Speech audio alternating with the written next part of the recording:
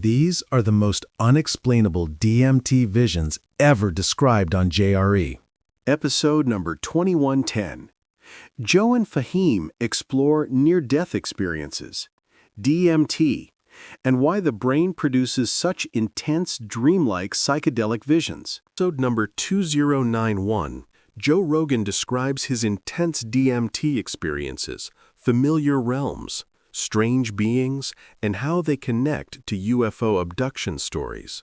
Well, I knew that the pineal gland looked like a pine cone. And so when he asked you, you just knew this? Yeah. That's pretty amazing. Well, I'd already had a lot of experiences with DMT. Right. So I already knew. I knew there's a realm accessible to anybody that gets in contact with that stuff that is beyond imagination.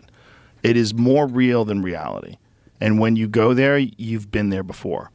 The most bizarre feeling about it is this terrifying fear while it's happening, and then incredible peace when you get in there, and a recognition like, oh, I know this place. I've been here. I'm here all the time. I know these things. I know these beings. These beings are, they're truth. They're something from somewhere else. Somewhere that's probably around us all the time, that's influencing us all the time. I know a lot of people have had very negative experiences, like horrific experiences of demons and negative encounters. I've had none. I've had no negative experiences like that. My experiences are all in these very enlightened, bizarre creatures that contact you. And they seem to know like what's wrong with me. Like right away. And they seem to like also work on you. Like there's this bizarre feeling like they're like, let me get in there and fix your fucking wires. Well, that of course sounds like the abduction experience too. Yes. Very, very, very similar to the abduction experience. I think they're all connected. I really do. I think that's one. I mean, I know you're saying that some of them do happen during the day. I'm sure some of them happen during the day. Most of them happen at night. The vast majority of them happen during when people are sleeping. That's true. And that seems to be completely connected to that. It's the only explanation that makes sense to me, other than an actual, Hollywood style UFO landing and then come and getting you, and which seems so theatrical. I think the reality is far more bizarre than that. I think that's one of the things that McKenna said about DMT and also about mushrooms. Terrence McKenna said that they show you themselves in that way to comfort you because the reality of what they are would be too much for you to handle. Episode number 2008 with Stephen C. Meyer. Joe describes DMT as entering an impossibly beautiful, hyper-real realm that feels like touching the source of all existence. It's interesting. And Joe, what was your experience of God when you were using those substances? Yeah. I'm kind of joking around when I said it's God. What it seems like is the root of everything. Like when you have these experiences, they're so profound and so transformatory. They're so transformational. They have this impact on you where you enter into a realm of the impossible, and it's so easy to get to. It just doesn't take that long, and then all of a sudden you're there, especially through things like dimethyltryptamine, which is also endogenous in the human brain. If you can take that, you will be transported into a realm of impossible beauty, of geometric patterns that move and dance in front of you, and you're confronted with some sort of intelligence. Some sort of intelligence that's beyond anything you could possibly comprehend in our material realm. I don't know what it is. No one knows what it is. People they think it's a well of souls. They think it's an encounter with God. They think it's aliens. They think it's so many different things. But there's a university in, I believe it's in London, that Graham Hancock was talking about, where they're doing they're putting these people on an IV drip of dimethyltryptamine. Dimethyltryptamine is a very, very potent psychedelic, but the body brings it back to baseline very quickly because it's endogenous in the human body. It's one of the quickest drugs from the initial breakthrough experiences, which is insanely profound, to 15 minutes later, you're completely sober. It's very, very quick.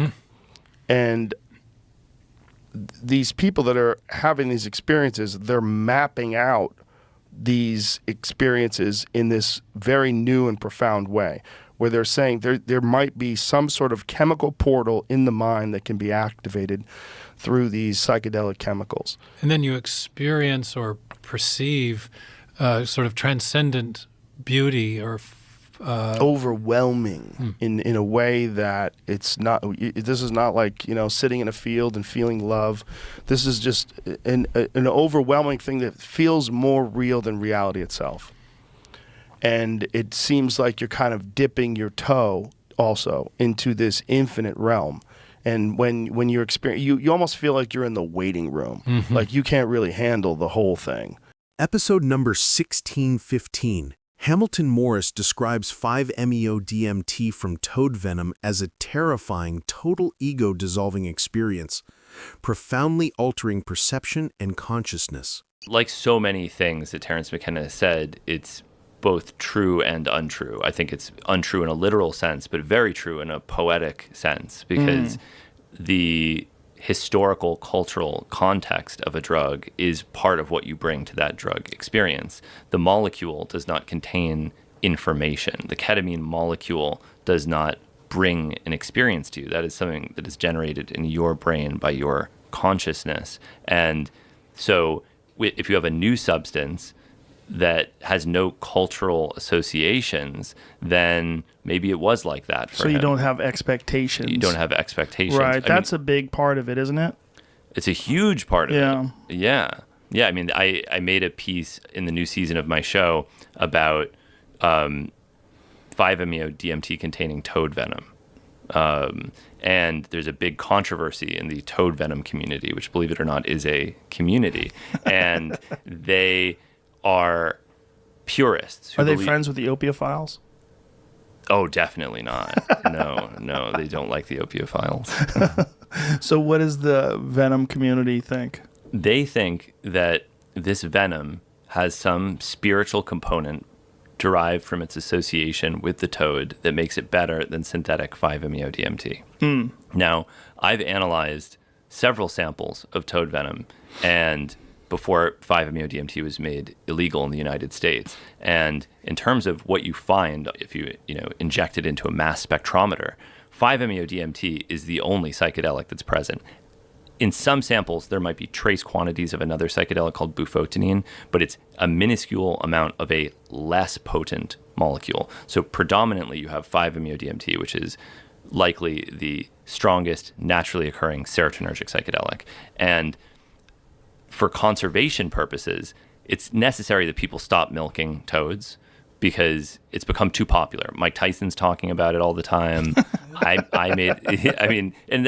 like, it sounds ridiculous. Like Mike Tyson could have an effect on conservation, but if a celebrity says they like something, that can have a tangible effect on the environment. I know people who have toads for that very reason, because Mike Tyson talked about those toads.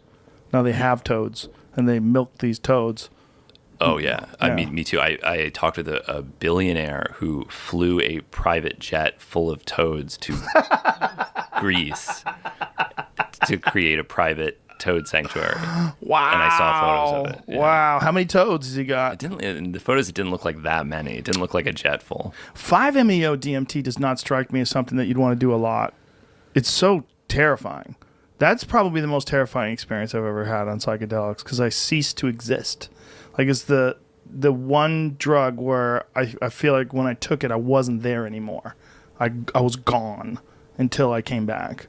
Like, I felt like I didn't have thoughts. I knew I was experiencing the 5-MeO-DMT realm or whatever it was, but there was no context. In terms of, I didn't realize I'm on my couch sitting at home. Like, I was gone. There's no visuals. It was just this white sort of pixelated, like grayish white gone world, you know, and it was terrifying because it felt like death. It was the one thing that felt the most like, oh my God, like now I'm not here anymore.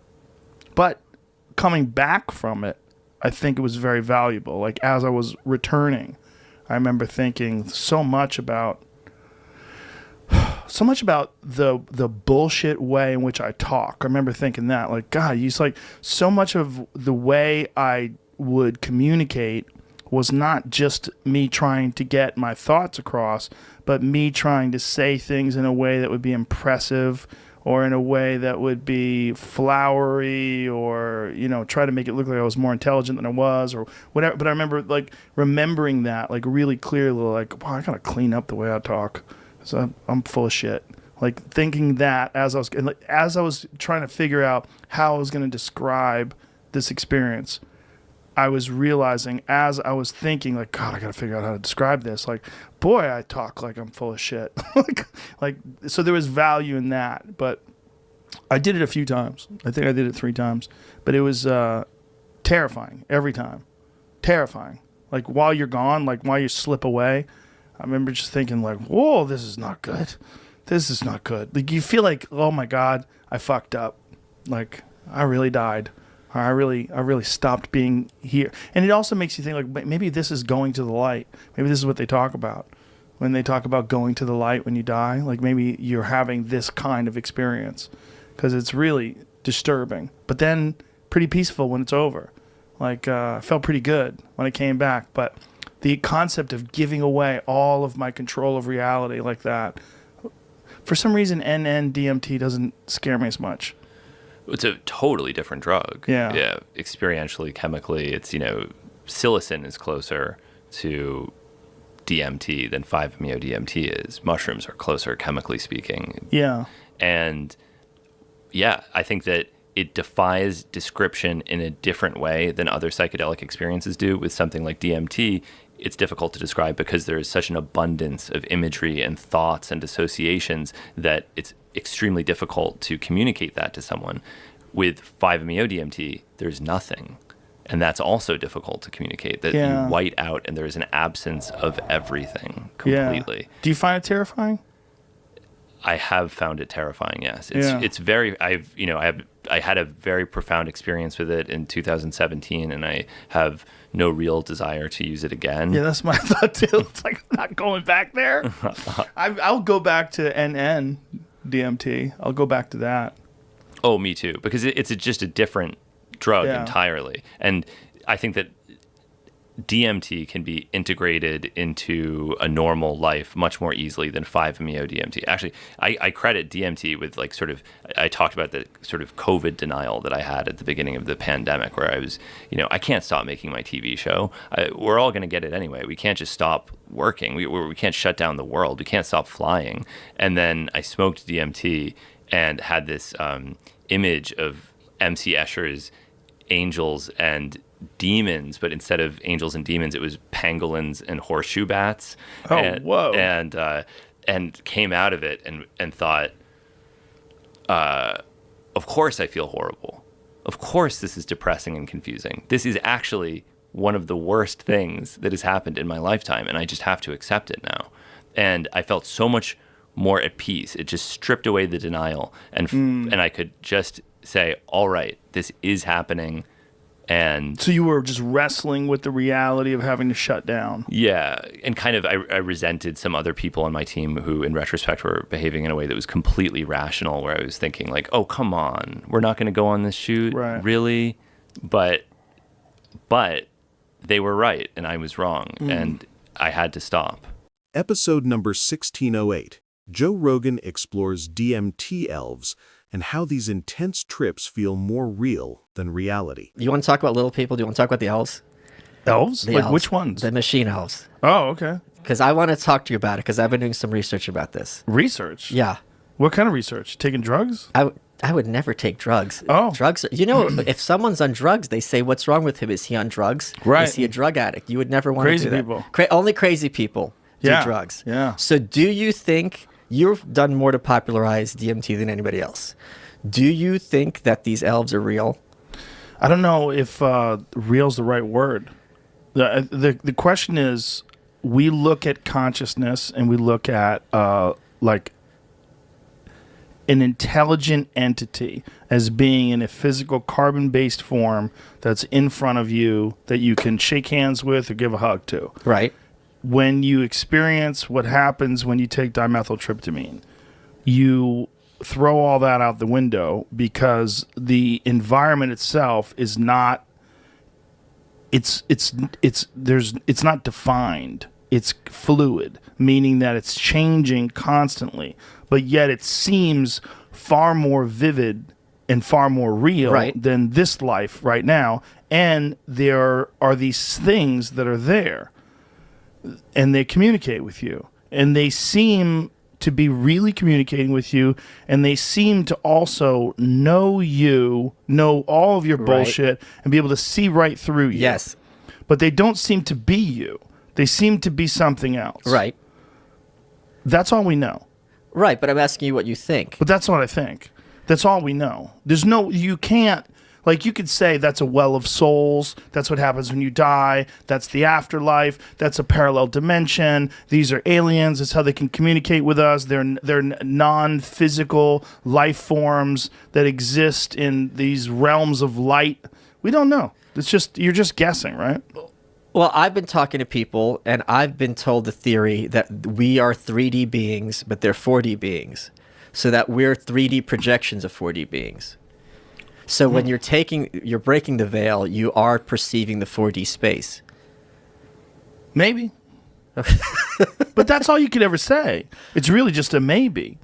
You know, when people say, I know what that is, I am communicating with the afterlife, or I know what that is, these are the real aliens. This is what happens when you're sleeping and people have these alien abduction experiences. What they really are having is an endogenous DMT dump, because your brain does produce DMT. Right. But new research is showing that it's not just the brain that produces DMT. That it's they used to think it was the pineal gland, but now they think literally the whole brain is producing it, and the liver and the lungs. So it's part of the human body. It's something that the human body makes. They've been able to isolate it in specific organs, but they think this really bizarre, super potent psychedelic compound is everywhere, and they also think it's responsible for dreaming. They think there's an amount of it that comes out while you're sleeping, while you're in heavy REM sleep. This is speculative. They're trying to, but the thing is, there's parallels, right? One of the parallels to the psychedelic states and dreams is that they're very difficult to recall. You wake up and it's the most vivid, you come out of the experience, right? It's the most vivid thing that you've ever experienced in your life. And then moments later, you're like, I don't remember what happened. It's just like a dream. So you've never had, because everyone who takes it talks about the spirit molecule, right? How much it affects their understanding of reality, so on and so forth. Mm-hmm. You've never had lingering effects from the DMT experience cross over into meat space? You mean like tripping for no reason? Or just seeing, the way I've been told is that, like, if you're on a highway, right, and there's all these billboards, you don't notice what those billboards are, right? Mm-hmm. But let's suppose you're in a highway in another country and you don't understand what those billboards are if you want to, because they're another language. After you take it, you are able to see those signs and perceive them and read them. So that things in real life that you would previously been oblivious to, you now pick up on connections that you previously couldn't.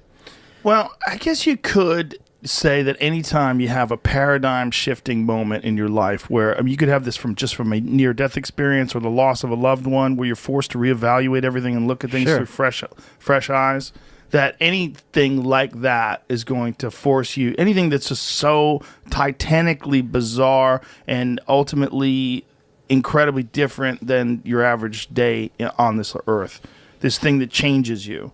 It's going to force you to take things in. I would look at it that way more than I would look at it like all of a sudden you can like see these billboards in another country and recognize these patterns. I mean, you're just probably just being more aware. Marijuana does that for me more than anything. Okay.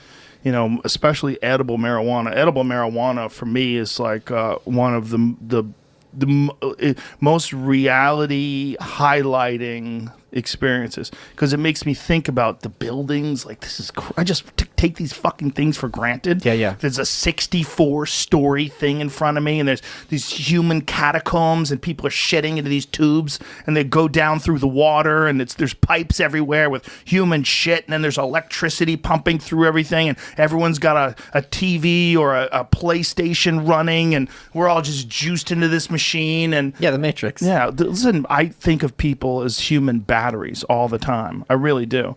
I think of people as consuming currency producing batteries. Like, that's what we're consuming things, taking things in, and then we're also through our work all day long, so many people just doing something they hate to do just to create currency and then to add to the system and to purchase more things. And you just see them sitting in front of the machine, then they go home, sitting in front of the TV, sitting in front of the screen on their car. And we're constantly in this state of consuming and producing, and then adding to this weird techno society that we live in. Okay, let me ask. That's all from weed. Okay, but let me ask you another question. Okay, let's suppose I drew in a piece of paper. I drew you, and I drew me, and I drew a house, right? Okay. And I said, what does what correspond to? And you'd point to that, you'd say that's me, and you'd point to that, you'd say that's Malice. That house has no correspondence in 3D space. It's a theoretical house, right? Okay. What if some of these people that you're talking about don't exist in the 4D space? What if they are 3D representations that don't have a representation in 4D space, just like that 2D house I just drew doesn't really exist?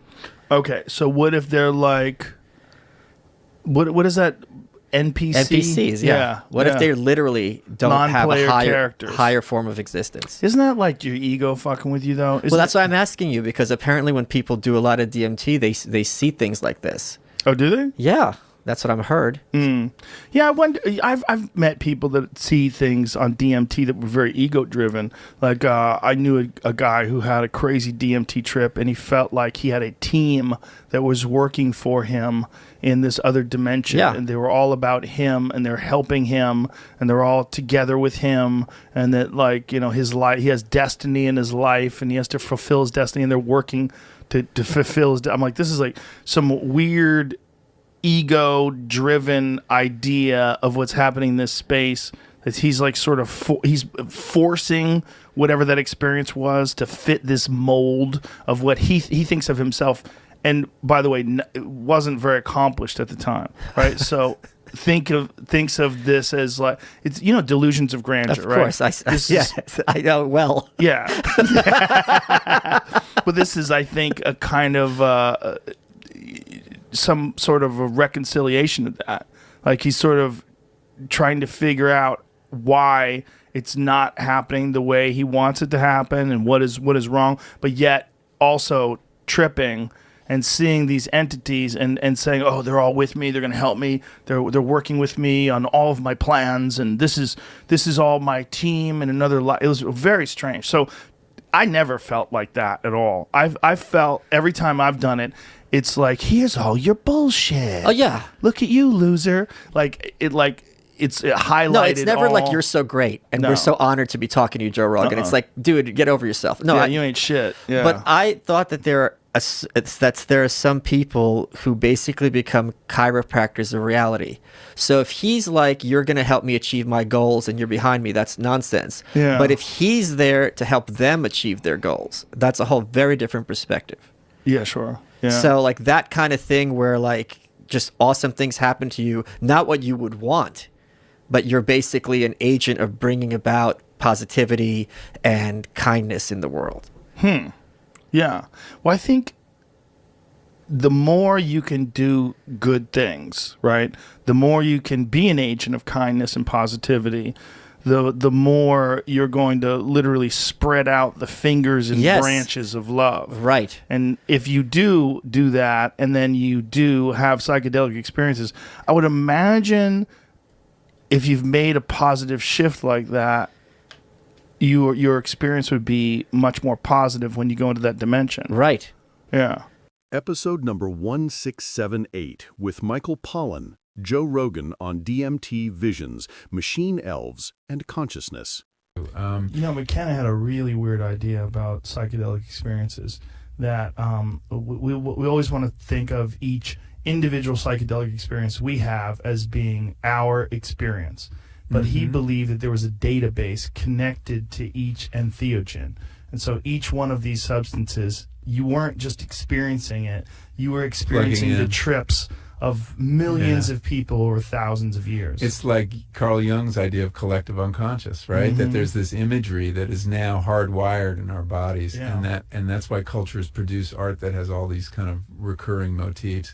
Well, we know the DMT story, right? With the machine elves and the various, a lot of people have the same imagery on that drug. Right. Now, whether Terence McKenna started that, because that was a meme he introduced to the culture, you'd have to find some innocent culture and see if they have the same experience that had never heard about that idea. I did not have machine elves in my consciousness, but I did hear literally, not even hearing it. Like when they would say things to you, but one of the things they said was, "Do not give in to astonishment," which was exactly what McKenna used to always say. Do not give in to astonishment. And then the other thing was, "I love you." They're like, but like a child, like, "I love you 600,500,000 times." They would say it in this crazy way, and then they would go, "Look at this, and look at this," and every time they would go, "Look at this," they'd show you something more spectacular than you had seen before. Like every time the visuals, like you would think these visuals are impossible to pass, and they would go, "Look at this," and it would be even more insane. Now, why not give in to astonishment? What's the idea behind that? I think the idea is you could be so blown away by what's in front of you. And this is from McKenna's words. So again, I don't know how much of what I was experiencing was these things communicating with me, because I never heard anybody say that they said, "Look at this," or "I love you 6,500,000 times. Because they were talking like a child says, "I love you 1,000,000,000,000,000,000 times." You know what I mean? Like one of my daughters would say something like that. But I wasn't sure if I was hearing this because I was preparing, because I'd read and listened to McKenna talk about it, or if what was going on was some sort of a concerted effort to get you to just pay attention to this and don't freak out. Don't go, "Oh my God, this is too much. I can't do this. I can't do this. I can't." Because it's so Barriers. mind-blowing. Yeah, you've had the to protect experience. yourself. Yeah, no, I know. It's so freaky that don't give in to astonishment is almost like it's a good primer, a good code to follow. Like, let's just let it happen. Just give into it. Don't whatever you do, don't try to fight it, and give in. Well, that's key. I mean, the most important lesson I learned from both my experience and all the teachers that I worked with is surrender, and that psychedelics teach us how to surrender, which is useful in a lot of other contexts too. Yes. But when you surrender to the experience is when you're least likely to have a bad time, when you're not going to fight. When you feel your ego dissolving, your natural reaction, your ego's natural reaction is to hold on, right, and defend itself. But when I learned that, no, you just got to go with that.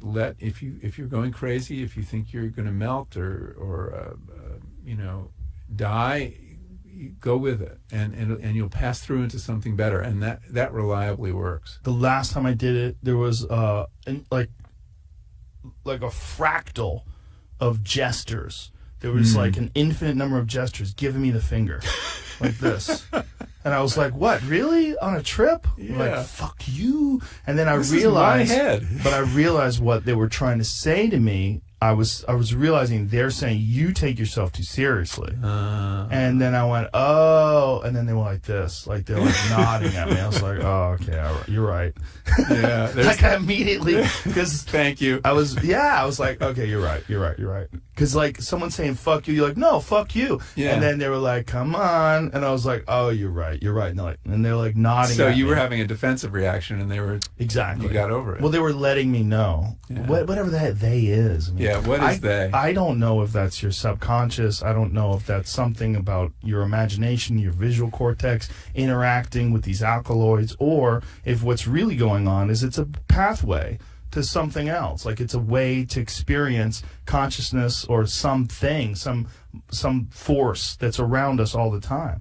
You could pretend that you have the answer, but I don't. No, we don't know. We really don't know. I mean, I tend to think that these are creations of our minds, but that's just a hypothesis. I mean, when the Dalai Lama sat down with a bunch of neuroscientists, they started this dialogue, and the neuroscientists started from the assumption that consciousness is produced by the brain, and the Dalai Lama very calmly said, well, that's an interesting hypothesis. And he's right. That's all it is a hypothesis. Consciousness could be fields. It could be something Aldous Huxley believed, and other people, Henri Bergson, the philosopher, that we should think of our minds as like radio receivers or TV receivers, and that the consciousness, we have, what our brains do is tune in to frequencies of consciousness that exist outside of us. Yeah. And in the same way you wouldn't look in the TV to find the woman giving you the weather report, she's not there. Our assumption that all the action is there may be wrong. Yeah. There's a lot of people that want to attach consciousness to inanimate objects as well, which is very strange. Consciousness and even memories. I think it was Sheldrake. I think Rupert Sheldrake. Yes. Well, I mean, he believes consciousness is a field, morphogenetic fields, and that the communication you see, say, around fish, schools of fish and how they turn, or flocks of birds, that they're communicating, they're participating in a field of consciousness in some way. I don't totally understand it. He's a very interesting thinker. Yeah. And you know his son, Merlin? No. Oh, what a great name. You should get him on. Merlin? He named his kids Merlin and Cosmo. Well, I've had him on. He was great. He was a fascinating Merlin guy. wrote a beautiful book called Entangled Life about fungi. He's a scientist. Oh. And it's all about the relations that fungi create among other species. Other than being a magician, what are your other choices I for know, jobs? That's right. Mycologist. Merlin. But what I love about psychedelics is they raise these questions of consciousness. This thing we just take for granted. We have this everyday, ordinary consciousness. We don't think about it. Right. And they kind of distance ourselves from it, and suddenly you're asking questions about consciousness. I've been really struck by how many neuroscientists got into their field because of psychedelic experience. That it suddenly made them think, hey, this is interesting, and we shouldn't assume what we assume. Yeah. So I'm very interested in that whole conversation around neuroscientists and psychedelics. Well, In episode number 1522, Joe Rogan and Rob Lowe explore DMT, mushrooms, and the mind-expanding insights they bring. As a sober guy, there's part of me that wishes, because I liked mushrooms, but only like once or twice a year because it's so fucking fun, and you get, like you said, you get all that stuff going. Yeah. But I did them last week. How was it? Did you laugh a lot? Because all I did was laugh. Post Malone and I did a podcast. We did mushrooms. Oh my god. Yeah, we had a good old time. But how long were you tripping? Well, the podcast was 4 hours long, and we were drinking too, so it was like just madness. It was all just like mushrooms. I could feel the mushrooms, and I was getting high too. He wasn't smoking pot, but we were drinking Bud Lights, and it was a lot of chaos. This is like exactly what my 80s were like. But I think about people go and do ayahuasca and do those. That really appeals to me. That's different in that, you could call it a drug, but it's DMT, which is what ayahuasca brings up. Right. That's what it's the active ingredient. You're still you. You're not drunk. That's what's weird about it. I don't know what it is, but if you wanted to get real woo-woo, you would call it some sort of a chemical gateway into another dimension or to another realm that you can't access without it. It doesn't seem like a drug. But how is it not any different than I got stoned and I saw crazy shit? Well, first of all, it's endogenous, right? So your brain actually has this chemical inside of it. It's one of the more interesting things about this drug is that your body knows how to process it so well. Like if you do coke, right? Like I'm sure you're coked up for a long time, right? Your body's all fucked up for a long time.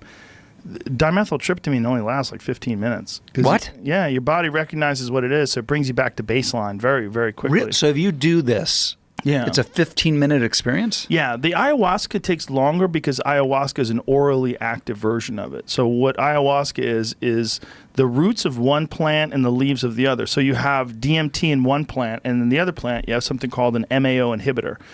MAO is monoamine oxidase, and that's produced by your gut to break down dimethyltryptamine and a bunch of other chemicals. But it breaks down dimethyltryptamine because dimethyltryptamine is in a bunch of different plants. So you could trip just eating phalaris grass if you didn't have monoamine oxidase in your gut. So when you eat this if you ate the grass, nothing would happen because your body would break it down. But if you had an MAO inhibitor, then you would trip balls. Well, and then the other thing that people talk about with is like, I vomited for 5 hours. Yeah, that's the problem with ayahuasca. You're going to blow your asshole out. You're going to diarrhea, throw up. It's disgusting stuff. You know, I don't want to do that. It's also because you're getting the plant, you're getting all the stuff that's, you know, not the active ingredient from these roots and these leaves too. And then all of a sudden your body's freaking out. What did you, have you ever had any awakening or vision or? I've had a lot of visions on dimethyltryptamine. Yeah. Anything that once you were done tripping, that didn't seem like the ramblings of a madman, or was there stuff that you were like, oh wow, I had a revelation? It's hard to say. They all seem impossible to describe to anybody else, other than people that have experienced it. But what it does make you realize is that how the thing that I always felt when I came back is like, how is this possible that you could go to a place like this where you could see something that's way more vivid and way more powerful than regular life? Like whatever it is, it's not like it's dull and confusing and you feel drugged and you feel less. You know, you feel more. You see more. It's more vibrant. It's more powerful. And whatever is over there seems to know you. It seems to understand. It seems to be you're communicating with something that's far more intelligent than you, far more advanced, and not hindered by all of the things that we're hindered by, like our egos and our nonsense and our insecurities and our civilization and culture. It's like it's some sort of other kind of consciousness, you know, and it's they joke about things. They make fun of you. Like one time I did it, and all these jesters, like this, like a geometric pattern of jesters, like a fractal, like infinite jesters, were giving me the finger like this. Fuck you, like mocking me. And the message that I got was that I was taking myself too seriously. Like maybe even like while like my intentions going into the trip, I was taking myself too seriously. Wow. And I remember relaxing on, oh, okay. And they're like, that's right. Like they're nodding their head. Like, yes. Like it was a message. Like, hey, stupid.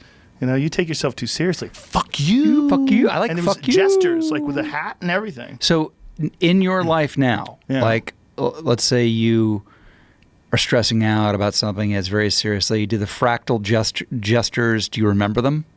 And go, oh yeah, I had this. Very, very. But you know what I mean? barely. Like it. You bring something back that you can practically use in your this dimension, this time. Humility. There's a humility that comes from real psychedelic experiences that you just because you know that they are possible, it makes you second guess the significance of regular existence. Because it seems like whatever that might be where you go when you die. Okay. I was waiting for the moment. So I don't know if that's what it is. In episode 1133, Joe Rogan and Dennis McKenna discuss if DMT opens a gateway to another dimension. When you look at the DMT experience and you look at its effect on the human mind, how much of you subscribes to the idea that what we're looking at is some sort of a chemical gateway? Chemical gateway to what? Whatever it is. To whatever that DMT experience is. That this is something that your brain has the ability to travel to. But, I mean, since we know that the body does produce this, and we know that it's possible for people to, I mean, I've never done it, but I know that people who do Kundalini yoga have apparently reported trip-like experiences that are very similar to a real DMT flash. So the mind has this ability to do this on its own.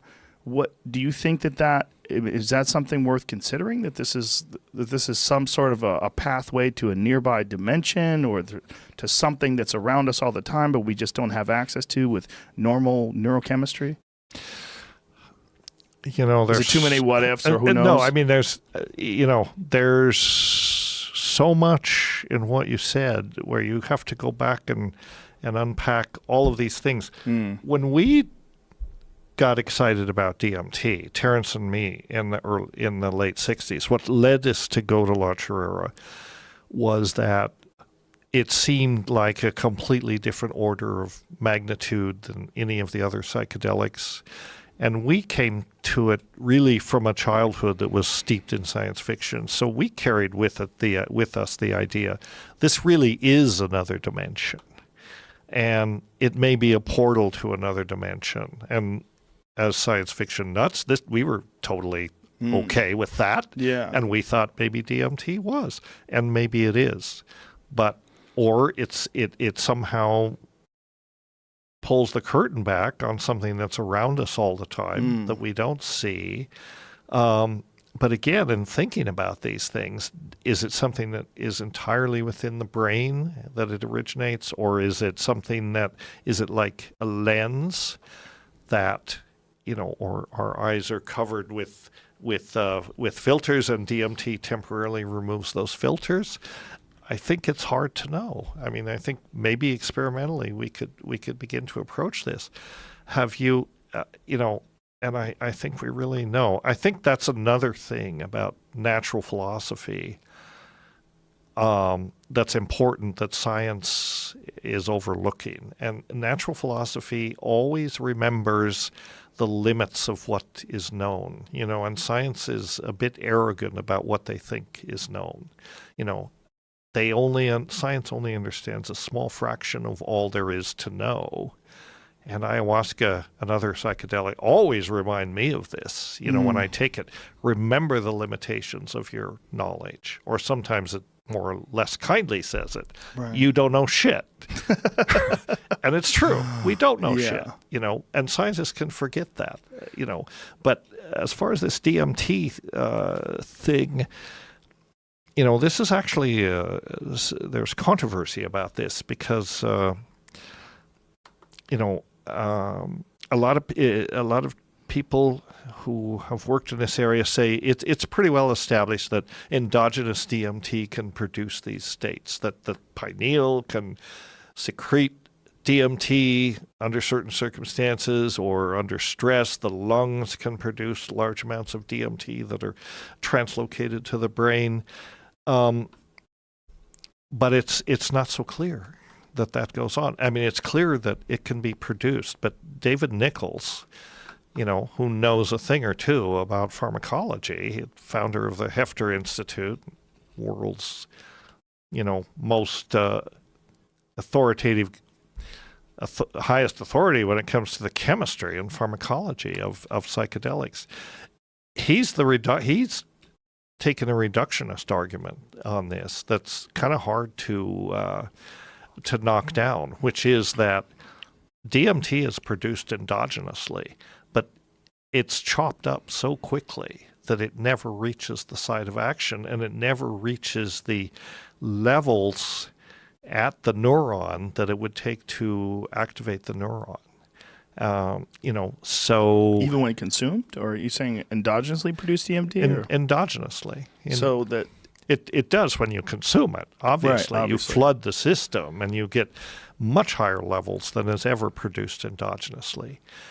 But we haven't really measured the levels produced endogenously during, especially these extreme states. And that's part of the problem. Yeah. That's part of the problem. How do you do that? Have you done it? How do you do that? What? Have you done Kundalini and tried to recreate?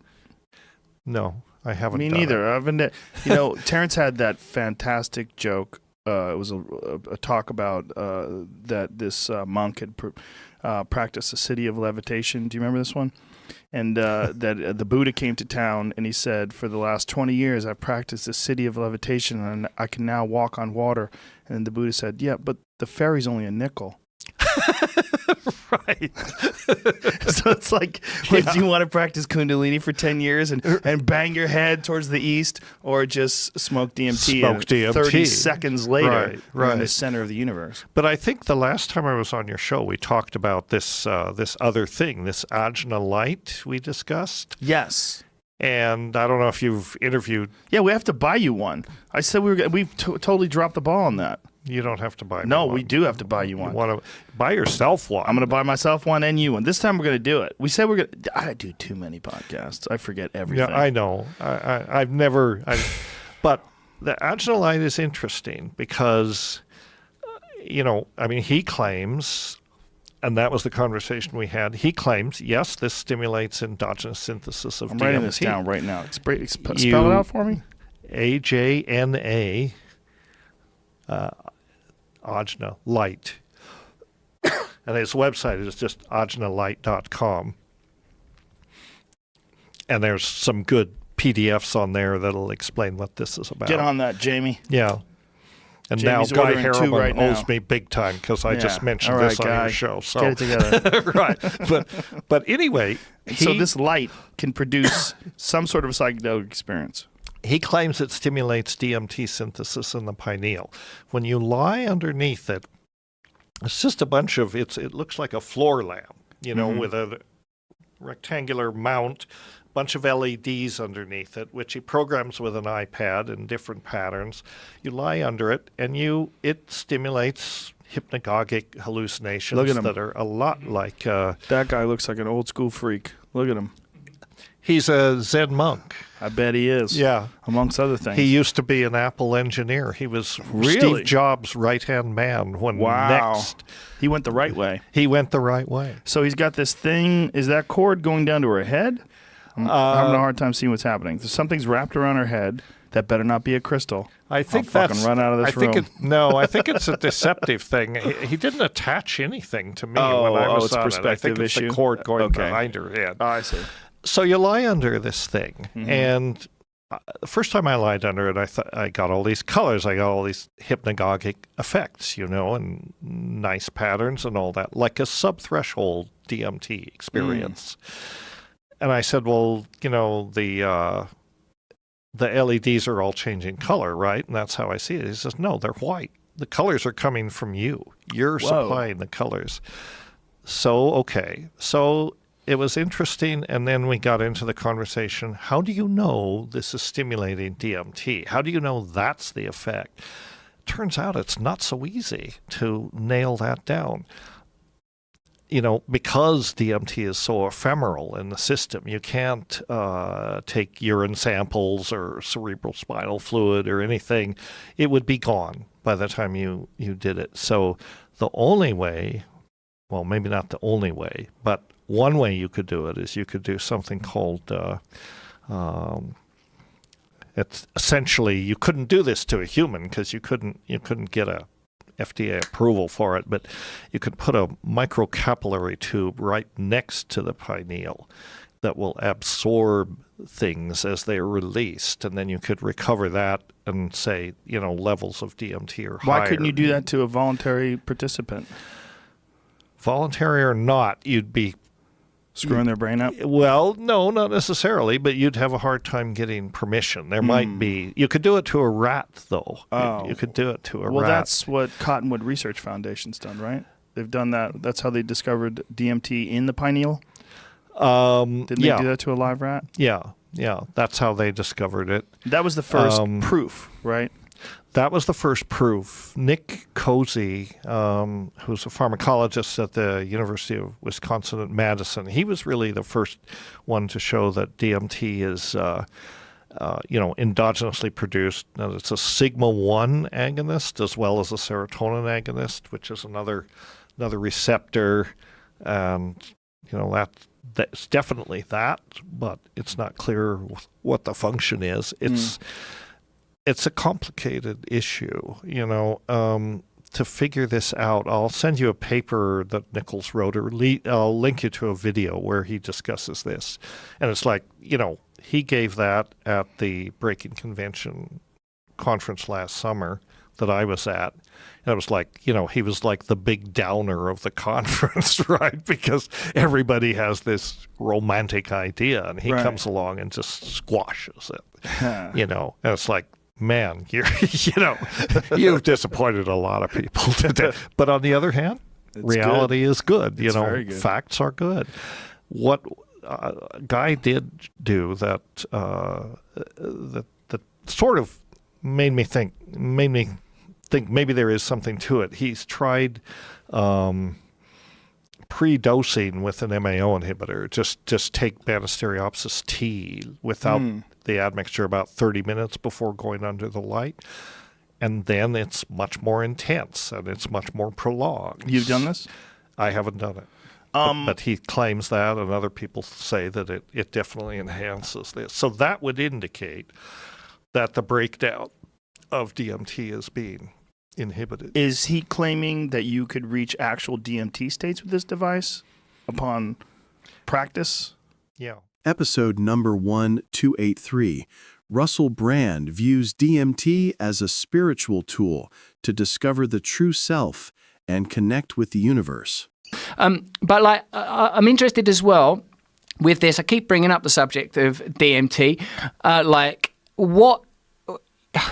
I guess what I want to know about is like, because I'm, you know, obviously a person in recovery. I don't drink, I don't take drugs, haven't done for a long time, and I recognise for certain people that they can't do it safely. Psychedelics and hallucinogens seem to me exist in a realm outside of that because they're not pleasure seeking. Right. They're like, seem to me like it's a spiritual portal. However, I'm a crafty bastard when it comes to this stuff, and I'm always looking for an in. You know, when I see your cannabis treasure trove over there, I mean, that is some, as you said, like Raiders of the Lost Ark stuff, and I'm holding in my hand now the CBD rich cannabis soft gels, clasping it, you know, so like I'm fascinated. So you're worried that is a gateway, that CBD, which is not necessarily psychoactive? As long as it's not psychoactive. It's not, but it does help you with anxiety. It helps a lot of people because it alleviates a lot of inflammation, which tends to have a corresponding impact on your anxiety. Hold on. So this says here 11 milligrams of THC. Does that mean? It says THC.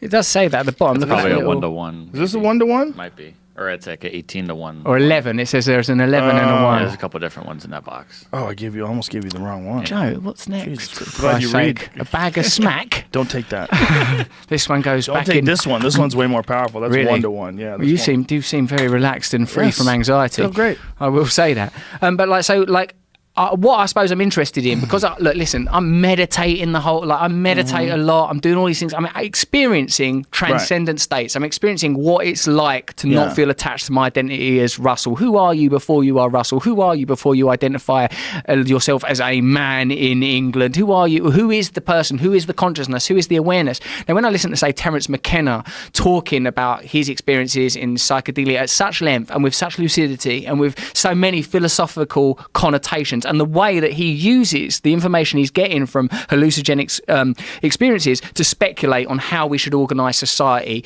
what the implications are for freedom, his refusal to accept that there are certain kind of experiences that should be prohibited, that it's ridiculous that adults should be prevented from having that. I'm fascinated, but I'm also, I suppose, part of my bias is I love anything that gets me out of my head. I feel a tremendous sense of relief, whether it's through meditation or even sport or sex, being relieved of the burden of the constantly thinking mind. But when I hear like those vivid descriptions of DMT realm or ayahuasca realm, I think something in me hungers for that, hungers for it. Do you worry that you're trying to get intoxicated? You worry that you're trying to find a loophole? Yeah, because I am doing that. I'm looking for a loophole. It's like I'm going around like a sort of a trash lawyer looking for some way that I could get into. Is there? Hold on a second. What about this clause? Trash lawyer. That's a great way of putting it. Yeah, I mean, I know people that have problems with addiction that have done psychedelics and didn't have a problem. But I'm sure some people have had problems, and I don't know about them. DMT is interesting in that, first of all, it's very quick. The experience is only about 15 minutes, 20 minutes max. And it's not necessary, it's not an intoxicant in the way that you would think about traditionally. You are still you in the face of this experience. And I think I think it's some sort of a chemical gateway. That's what I think. I think there's a gateway in your mind that can lead to some other dimension that's probably there all the time. If there is a omnipresent, continually existing realm that human beings aren't accessing because of the particular biochemical formulation of consciousness as it is in this point in our evolution, and that we can get there, and it seems as like, you know, I've heard Terence McKenna say it's more real. You know, it's more real. There's stuff in there. Yes. You know, and excuse me, and when he talks about them beings, you know, like that he describes as self-dribbling basketballs, creating like Fabergé egg, like, you know, devices through vibration, and they're telling you to do it. I never saw that. I want that. He's called them machine elves. He's called them all sorts of different things. The way I've described them is they're the geometric patterns made out of love and understanding. That's what they seem like. So you can look at a geometrical pattern and read meaning into it. It had an emotional quality. They're made out of something, and they move, they change. Like, they don't stay what they are. They're constantly evolving in front of you into something more and more beautiful. It's very weird. What did it make you feel? Like I knew nothing. That was the most profound aspect. Like, all of this stuff that you concentrate on every day is nonsense. And there is some other thing that's connected that's probably influencing this world. Yeah. And it's probably what people see when they have near-death experiences, the depictions of the afterlife. I mean, that's probably what it all is. And religious experiences. And when prophets are talking about, oh my God, I went into this realm, there's these beings, they've told me we're all one, we have to love each other. Scholars in Jerusalem are connecting Moses' experience with the burning bush to the acacia tree. The acacia tree, which is rich in DMT. The burning bush is what God was to Moses. And that through this burning bush, he came out with these 10 commandments of how people should live their lives.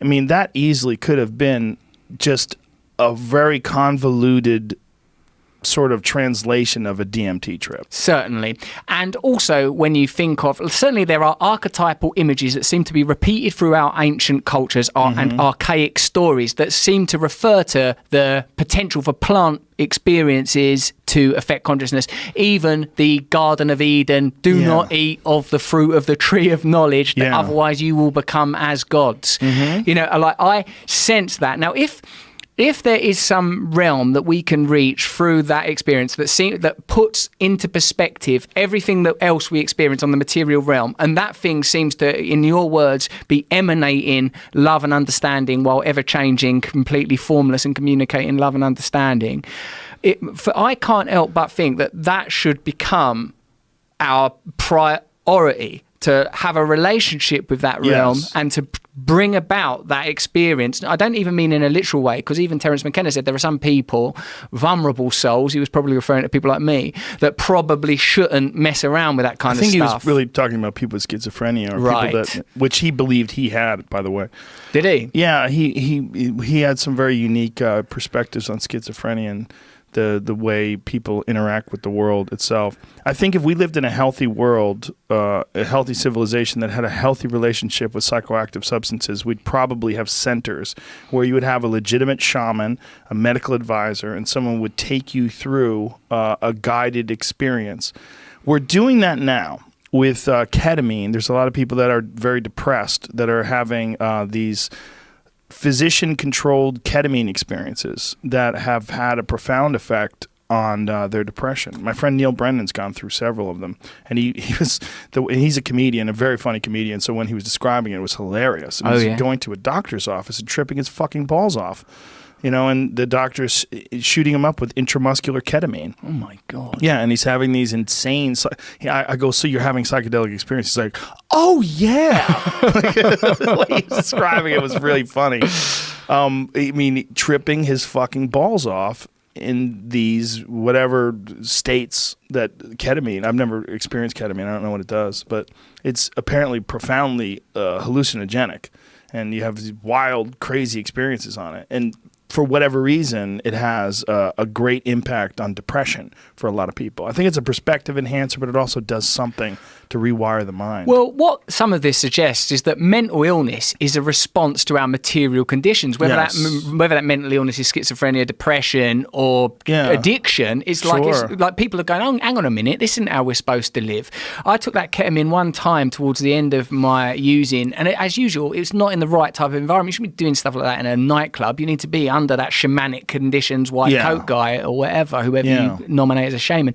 But I felt like it was like going into a tunnel made of sound and like having to navigate. I was like, oh shit, I'm still in reality. What am I going to do? Is it as my sort of consciousness becomes a noise instead of a string of words and signs? How am I going to get out of this place? You know. So like for me, it's clear that drugs were never meant to be recreational. In fact, they never were. I was never, hey man, this is crazy. I was always like, I'm in fucking pain. I need some shit to help me out. Otherwise, I'm going to probably kill myself. You know. So like it was a way of holding that stuff at arm's length. So I guess my renewed curiosity around DMT and ayahuasca and other sort of plant medicines, and like do you know Daniel Pinchbeck and like them guys that are sort of part of that. I'm curious about it because I guess I'm continually trying to find a way where someone go, right, here's a way where we can do it where it's sort of safe. And I've heard of other people in recovery doing it. And when I think about what my motivation is when I hear people talking about and my own recollections of experiencing what felt like God, and by God I mean a sense of oneness, and that my individual identity isn't my real identity, and I'm connected to everything, and love is the most important thing.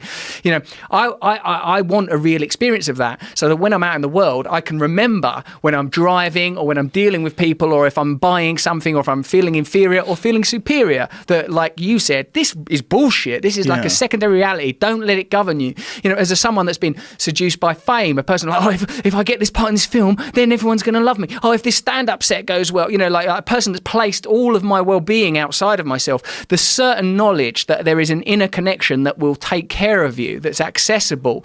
I guess I'm, you know, hungry to sort of feel it in a way that's like, oh my God, now there is no doubt. So in a sense, it's a crisis of faith, not a crisis of faith. Psychedelic states that you could achieve without taking anything. I mean, you could certainly get there in a flotation tank. You could get there through holotropic breathing. I've never done Kundalini yoga, but apparently the people that get really deep into Kundalini yoga can literally have DMT trips. Yes. I know I have friends that have done DMT and have experienced DMT trips through Kundalini, but you have to be really dedicated. I mean, there's a lot of time. A lot of time, a lot of energy, and you have to really understand the methods and follow them to a T, and you can achieve these altered states of consciousness that are apparently, you know, not from my personal experience, but from what people tell me, incredibly profound. Yeah, I mean, I've had comparable things. I guess that what it's, you know, the difference between feeling something that's that overwhelming that gives you no choice. Yes. You know, like there's like, it's not like, you know, Kundalini, you've got to do these breaths correctly, you've got to sit there, you've got to try it again. Have you done it? Yeah, I've done quite a bit of Kundalini. Well, what for me, it feels like what I felt quite a lot yogically and meditatively is a cessation of what I would call my individual consciousness. Like, oh, I'm not this. This isn't who I am. This is just a temporary experience. And all of the value systems of our world are built upon these primal drives in collaboration with a culture that likes to stratify people and manage people and operates like a massive farm where it's easier to keep people together operating in these kind of ways systemically. I've sort of felt rushes of that, like a certain wordless clarity, if you can imagine me having anything that was wordless even for a moment, and in that space, you know, there is great peace.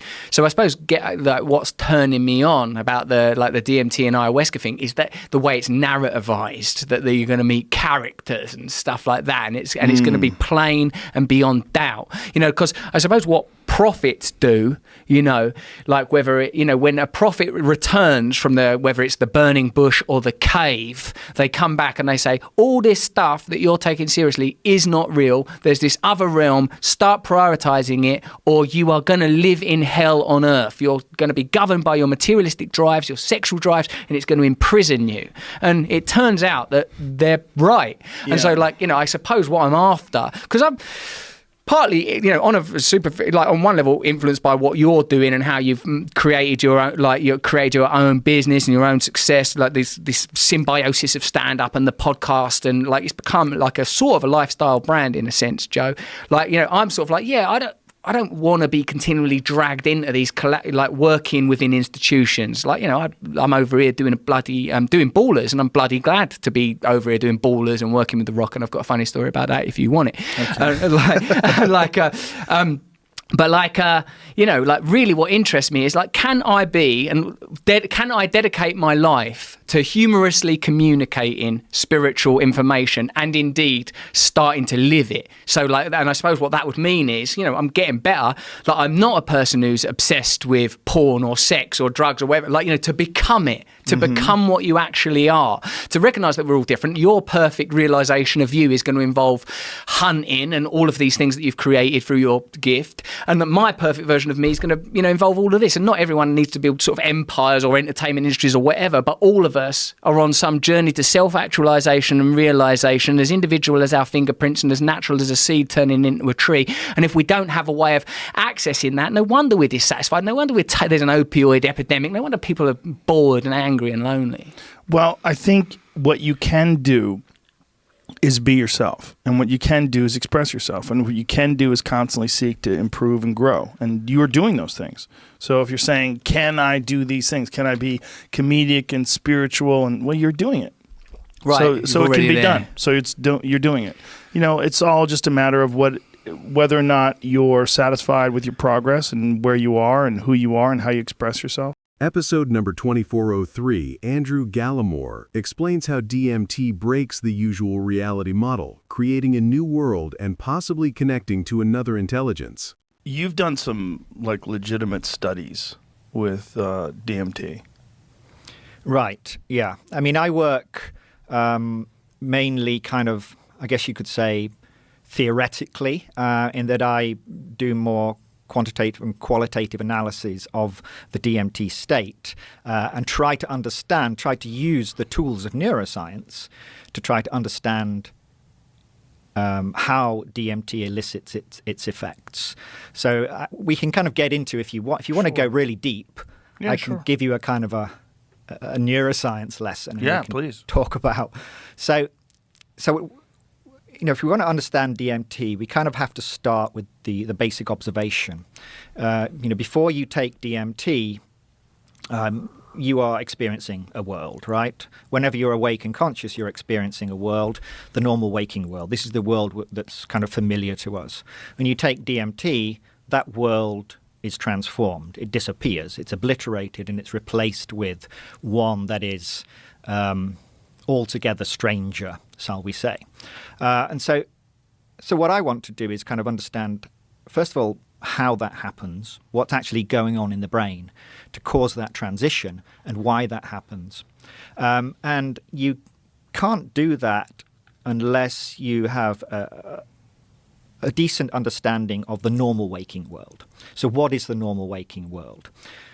It's a model. It's an interface generated by your brain. So you have this world-building machinery on the outer layer of your brain called the cortex, and this is generating your world all the time. All the features of the world that you're experiencing are represented within the cortex. And that applies whether you are just normal waking life, it applies in dreaming, it even applies in the psychedelic state. The world you experience is always constructed as a model by the brain. And so what that means is that psychedelics, what they're doing is they're perturbing the brain, they're manipulating the brain and altering that model. Now, for example, with, let's say, psilocybin from magic mushrooms, psilocybin binds to this a receptor in the brain called the 5-HT2A receptor, which you're probably familiar with, this serotonin receptor. Mm-hmm.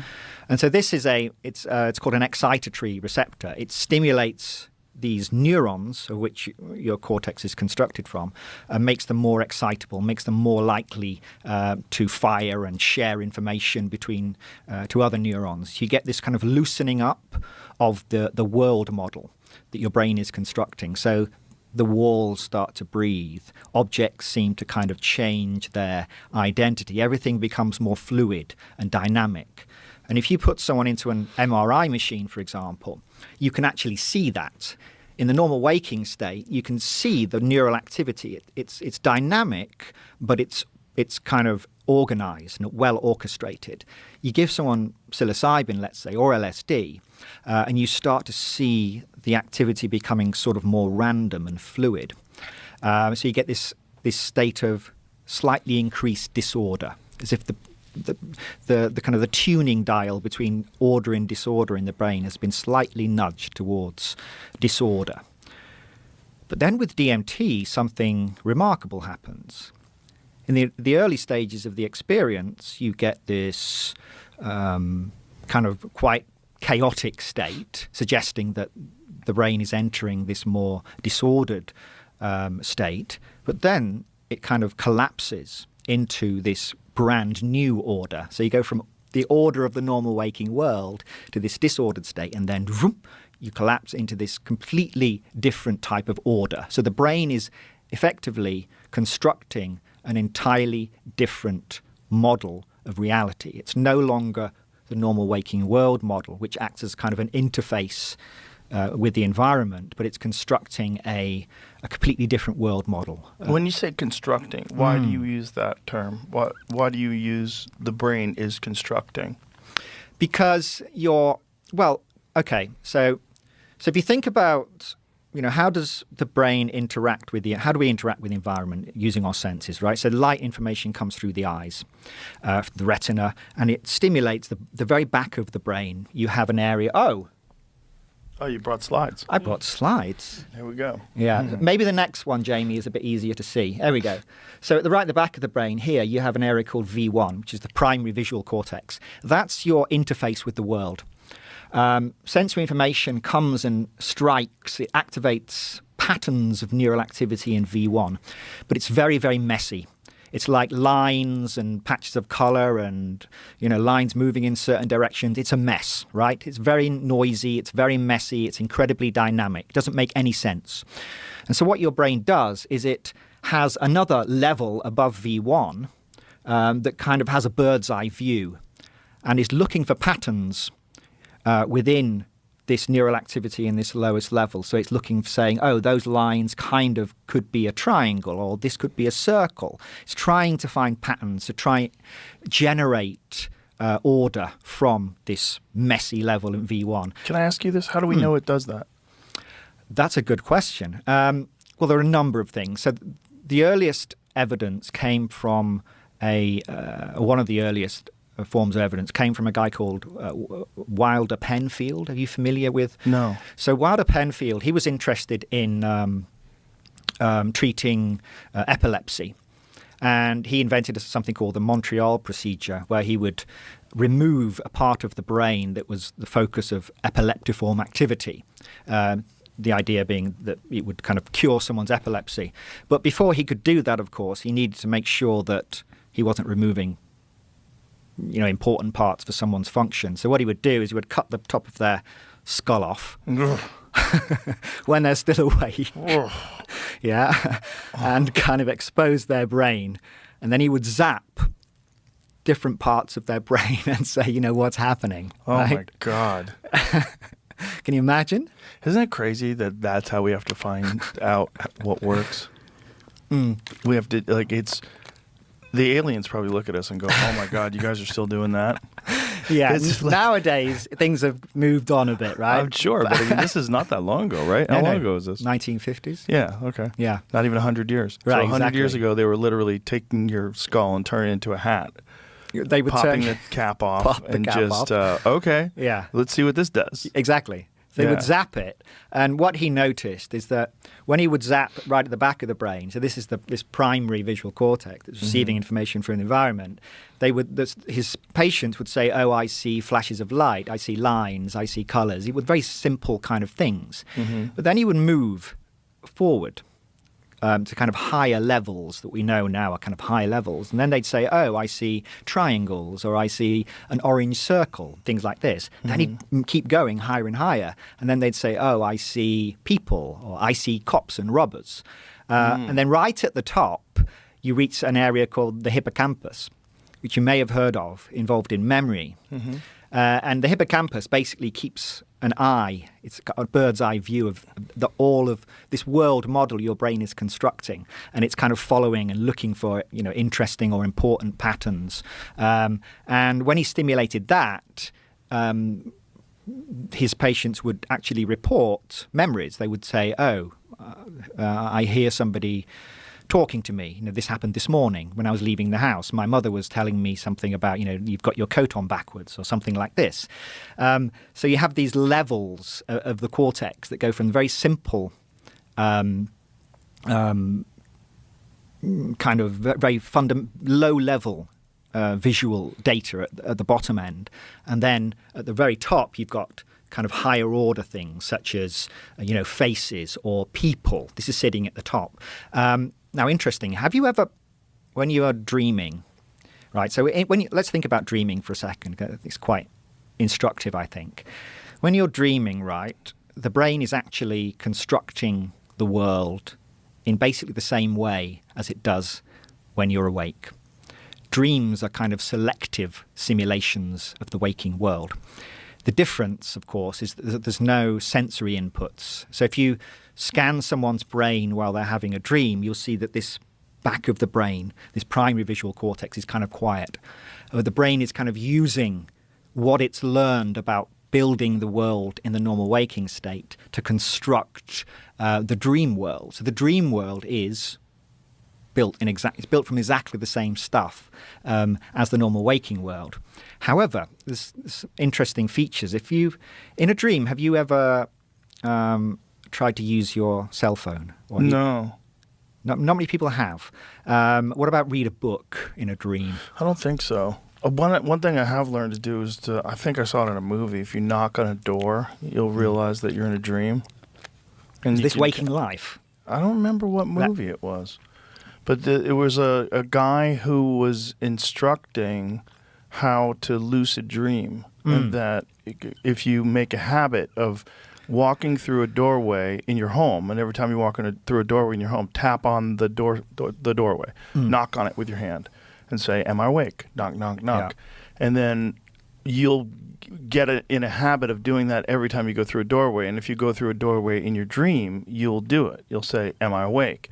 And then as you go to knock, knock, knock, you're like, oh, shit, I'm dreaming. There we go. And then you realize, and if you don't give in to astonishment, you can maintain that dream, right? That's the thing. It's like, oh, my God, I'm dreaming. I can't believe this. And then you wake up, right? Yeah. You get too freaked out and you wake up. But if you don't do it, and I've only been able to do this a few times because I don't really knock. I did it for a while after the movie. I saw the movie. I tried it for a while. And I did have a dream like that where I went through a doorway and I said, am I dreaming? And I'm like, oh my God, I'm dreaming. And then I realized I was dreaming. And then I was like flying. I was doing a lot of weird stuff. But then it went away. And then I stopped doing it. And I've always been like, why don't I practice lucid dreaming? I've thought about it like a dozen times at least.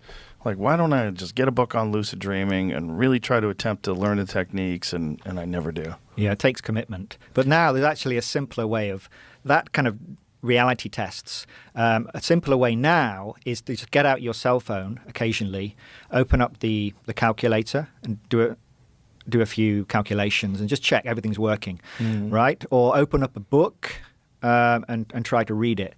Because the thing about the dream world is, again, just like the normal waking world, it's constructed over kind of levels of a hierarchy from the highest level models. So your brain can construct a high level model of a cell phone quite easily. But all of the fine details of how it functions, that's all represented at the lowest level of the cortex. That's really dependent on sensory inputs. So you can dream of having your mobile phone in your hand and doing with it, but as soon as you try to do something with it, to actually, your brain has to kind of construct that function, and it can't do it unless it has access to sensory inputs. And so that's how you can test if you're lucid dreaming. Okay. Yeah, and which is why the DMT state is so fascinating, is because it's nothing like the dream state. People say, that perhaps DMT is released when you're dreaming, and that it actually triggers. I mean, this goes back to the 1980s. There's a theoretical paper published by a guy called Jace Calloway, and he said, oh, maybe DMT could be produced during REM sleep because it's closely related to melatonin structurally, both kind of tryptamine structures. But when you analyze the phenomenology, the actual experience of DMT, it's nothing like dreaming. Dreaming is generally the brain making use of what it knows about how to construct the world in the waking state and doing so in the dream state. So that's why if you ask people, many studies on dreaming have shown that people, when they dream about people, they dream about dogs and cats, they dream about, the amount of time they spend talking on the telephone or watching TV is actually similar to what it is in waking life. So dreaming is more like a selective simulation of the waking world. It's not that difficult to explain. Because your brain, from the moment you were born, your brain was learning to construct the world as a model of the environment. This world is the only world that your brain knows how to build or should know how to build. And yet when you introduce this molecule, dimethyltryptamine, into the brain suddenly starts constructing a world it never learned to construct.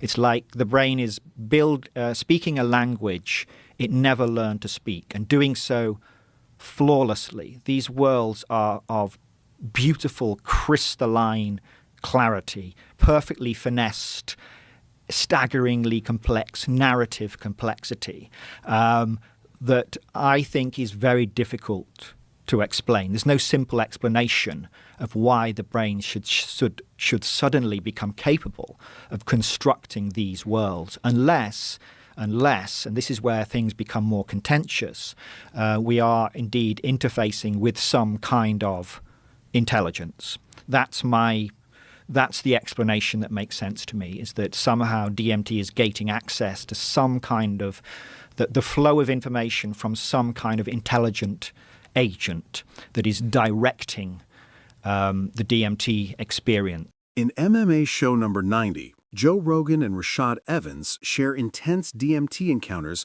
and how psychedelics, yoga, and meditation help reset the mind. Everybody has their own awakening, and if some people may not have that in this life, they may never have that awakening. But some people are burdened by their environment as well, right? There's too much stress and anxiety, and where you can't even see it. Sometimes you don't have space. And that's why I even give a nod to the psychedelics in that respect. When if you don't have the ability to have that mental space, there is something that can help have you have that, that insight that somebody who was doing all the meditation, because all you really need to do is feel it to understand why you need to do it. Yes. And that's why I'm lucky that I was able to feel it. So now it's nothing for me to meditate and go through all these, spiritual practices, because I know that it's something real. But beforehand, I was like, man, that shit is not real. Like, I don't believe that, man. Like, right. You feeling energy, huh? Like, I used to be one of those guys, but until I went through it, I'm just like, you don't have that understanding. Well, it's hard to see the result. You kind of have to trust the process. It's hard to see the result before you've experienced it. You kind of have to trust the process, go through it. Then something for me, a big one is yoga. I'm a big believer in yoga, and not just for physical reasons, for mental reasons. It helps me tremendously. And when I don't do it, I'm good. Like, legitimately, I should do yoga twice a week, because I'm really only good for about 3 days after yoga class. Like, I need to just really balance out. If I was doing it 3 times a week, there's not a thing in the world that could fuck with me. Yeah. And mentally, I'd be like, I'm fine. Everything will be fine. I've done the Bikram's yoga, and that shit was just so hot. I really couldn't focus. That's the key, though. I know, but I wasn't where I am right now. You should do it now. So tell me, like when you go to Bikram, is that what you do? Yeah. Well, my place is not affiliated with Bikram anymore. Okay. Because he's got arrested for some scumbaggery. He's actually been arrested. And I don't think he can come to America. I think that's the thing. I think he's got to stay in hiding. that the guru thing life. about it, that guru life, that's the problem. that is a problem. It really is a problem when any one person has that much influence over so many people, particularly a male having so much influence over females that worship him, especially if you're a scumbag. And there's a thing about this. He did not invent those postures, and he didn't even invent that sequence. He brought it to America, and he popularized doing it in very hot rooms. The benefits, though, forget him. Take him out of the equation, because there's so many people that practice it, and they've had incredible benefits from it. It's really unfortunate that it's connected to this very controversial individual, because then people associate Bikram yoga with this guy that's been, accused of multiple sexual assaults and rapes and all these different things.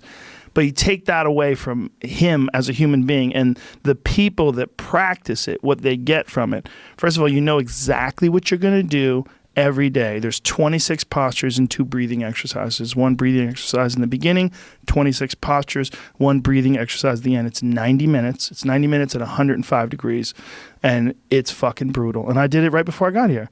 I do it, I like to do it in the mornings, first thing in the morning. I do it before I've eaten anything. I go through a 90-minute yoga class. I really like doing it that way. And then at the end of the day, I have a couple different places that I do it at. I like to mix it up. But that hot yoga for me is the way to go, because first of all, I know the postures. They all serve a purpose in terms of like helping my body, helping my balance, keeping my flexibility, strengthening my joints. There's so many really positive physical benefits from it. And then 2, the meditation aspect of it, because no matter what kind of bullshit I have going on in my life, if I just breathe and think about the exercise, and then my brain starts racing and I'll forget what I'm doing and I'll start thinking about other shit, but I bring it back, breathe. Just breathe. You're not going anywhere for 90 minutes. You're locked in this room. Literally, the door's locked when the class starts. Oh, wow. So I am just breathing and going through these, and I know that I can get through it because I've done it 1,000 times before. Just breathe and get through it. And there's a cleansing of like all your brain. There's like there's residue of like shitty thoughts bouncing around inside your brain, anxieties and fears and regrets and anger and frustration and all this shit that's in your head that just gets in the way of clear thinking. It gets in the way of being able to see things in an objective, beneficial way. And to be able to see things the way other people see them as well. Like sometimes I have this issue, and I think a lot of people do, that I don't see how other people are seeing things. I see how I see things. Right. And then I go, well, okay, let me look at it from their way. Let me just abandon, no, well, they're fucking wrong. That's why. Abandon all that shit and try to look at it from other people's ways. I feel like what yoga does for me is it allows me to be free. It allows me to clean up all my preconceived notions and clean out all my misconceptions and just see things for how they are. And I always feel better. Always. See, I got to try that. Oh, it's the best. Especially now that you're on this vegan diet. I'm telling you, you're on that path anyway. The yoga it's just so good for straightening your fucking head out, man. I always wanted to try the Kundalini yoga. That's the shit that's supposed to make you trip. Yeah. I've had a bunch of friends do it. They say, my friend Denny, he's done it and had like and he's done DMT too. He's like, dude, it's the same goddamn thing. That's what you he have said, full-blown visions. You have full-blown psychedelic visions. Yeah. See, that's the thing. Like when I do like the DMT, I don't have it's weird. I don't have like those visions. Those visions. Okay, that's because you're doing 5-methoxy dimethyltryptamine.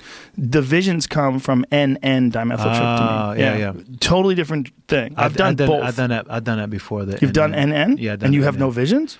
No, I have visions. It's kind of like it's just like silly things though. Sometimes I've seen like one time I did it. I've seen like this half like it was like I awake and I'm in a place and I'm just with these 3 massive beings like tall as a building, and they were like half human and they were half snake, and like I had a snake from the waist down and they were human from the waist up, but had like a snake face.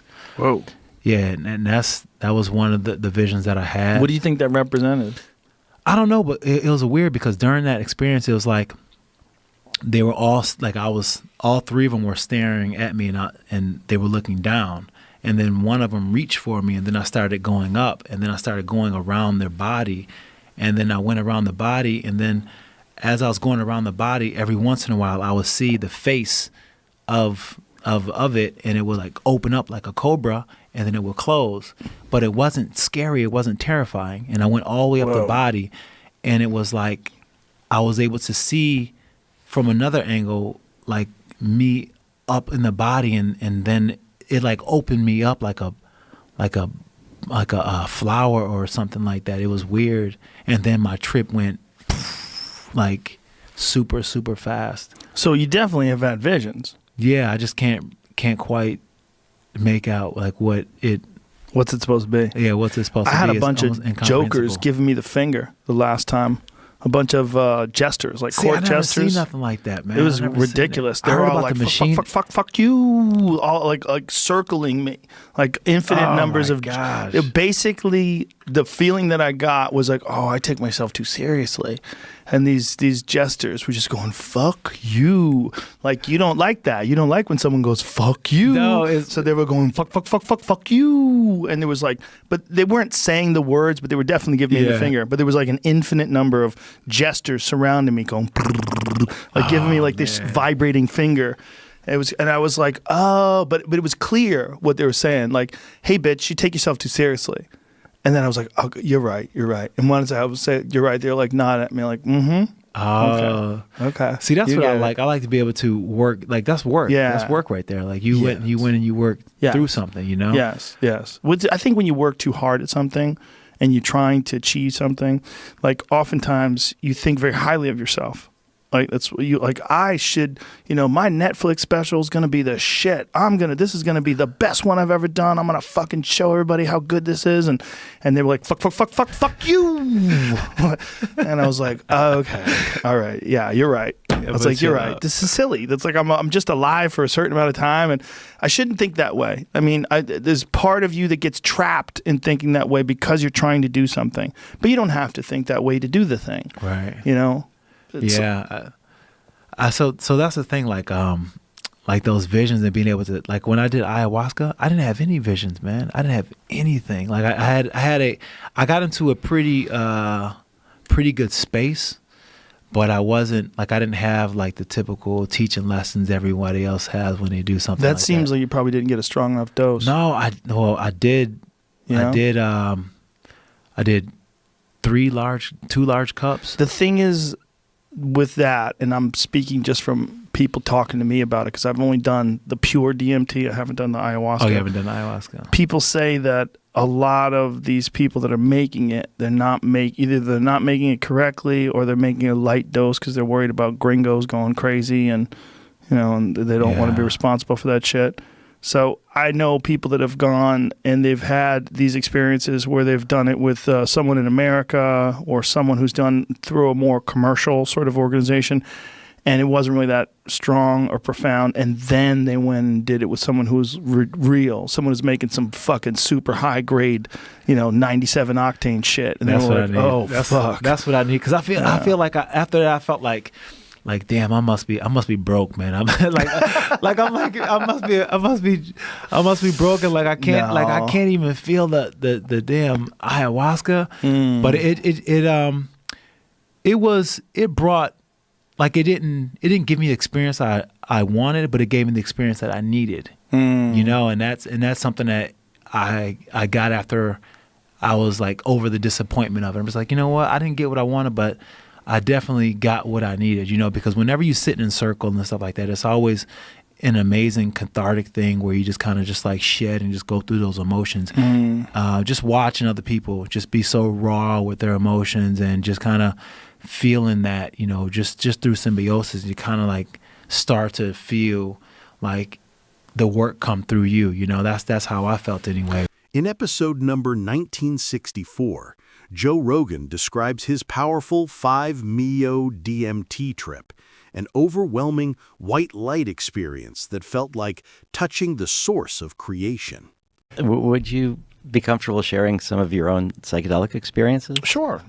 I mean, the DMT experiences are by far the most profound. And those are the ones that have really made me, every time I've done it, it's just completely made me rethink how I interface with people, what life is and what that experience, what is that? Is that a well of souls you're entering into? Is it another dimension? Is it some sort of parallel dimension of disembodied consciousness that you seem to be engaging with life forms, with things that know you, that can see your thoughts and see resistance and see bullshit in you? I mean, it's every time I've done it, it's sort of just like, in one way or another, just removed one layer of the onion, one layer of bullshit that keeps you from just embracing the great mystery of this existence, whatever it is. Yeah, I think we're built on these layers and layers of billions of years of evolution, and sort of from the single cellular organisms, it's all in us still. Mm-hmm. And that our prefrontal cortex, our brain, has kind of helped us focus on what we need as humans in our transition from birth to death. But that when you we talk about the default mode network, which is sort of the part of the brain that's identified as the sense of self. Mm-hmm. And the classic psychedelics weaken that part, and then more information floods. So I think we can get back through all of the intercellular knowledge that is stored in our bodies, and connect with this deeper unitive sense. It's amazing. Yeah, it's also, they help so much to abandon preconceived notions and just sort of, we don't realize how much of the way we sort of see ourselves and see the world is a kind of a convenient set of armor that we put on to try to protect us from uncomfortable thoughts and protect us from, just mystery. The mystery of but there is a lot of mystery in life. It's mostly mystery. Yeah. And I think psychedelics are the greatest mystery. And there's something about them that's just the idea that it exists, that you can smoke a thing and then 15 seconds later be transported into an impossible realm, and that exists and no one's discussing it. You're every day on the news they're talking about a million different things that seem so trivial once you've had a DMT experience. Yeah, you're reminding me of my 5-MeO DMT experience that I had. And it felt like I went sort of back to the moment of creation. Yeah. But that I realized that so much of our life is patterns, like you're saying, that we have these habits and we have these patterns and we take them as fixed. But they're not actually fixed. We have put them into motion. And this 5-MeO, by bringing me back to this moment of creation, it helped me realize that the new can enter at any moment, that there's a way. And so I've actually felt that experience has, which I had one time back in 1985, has been a big part of our success to get to the place that we're at now with psychedelic research, with MDMA therapy, because it helped me to realize that whenever I felt blocked or stuck, that I could try to find something new to enter into the picture, that there's this perpetual ability to connect with creation, to connect with the new, and so much of our life is on cruise control, is on these patterns. Yeah. And it's easier to do it that way. It is, and there's advantages to that, so we don't have to rethink things all the time, but it also narrows our vision. Yeah, it very much so does. It's just so easy to fall into patterns. You fall into the patterns of the group that you hang out with. You fall into patterns of accents and, dress and the way people behave and think about things and the concepts that they adopt. And when you have like a real breakthrough psychedelic experience, it just makes all that seem so trivial. My DMT experience, my first 5-MeO experience, I've done both multiple times, but the first 5-MeO experience, I thought I fucked up.